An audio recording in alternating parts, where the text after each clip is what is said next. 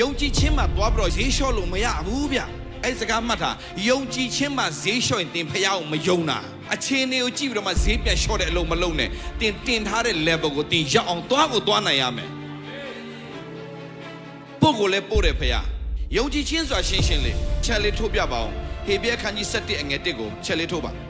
အင်္ဂလိပ်မှာရမ်းရေးချက် Now faith is confidence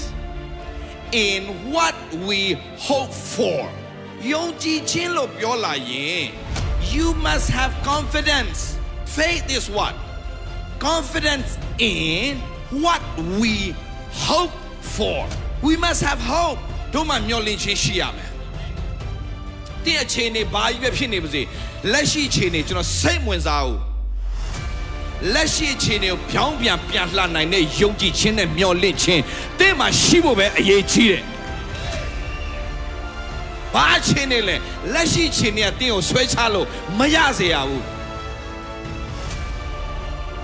လက်ရှိအခြေအနေမှာတင်းရဲ့ bank account ထဲကအခြေအနေကိုတင်းကြည့်ပြီးစိတ်တကြစရာဘာအကြောင်းမှမရှိဘူးအဲ့ဒါယုံကြည်ခြင်းမရှိတဲ့လူတွေအာမင်ယုံကြည်ခြင်းရှိတဲ့သူကအနာဂတ်ရှိတယ်ယုံကြည်ခြင်းမရှိတဲ့လူအနာဂတ်မရှိဘူး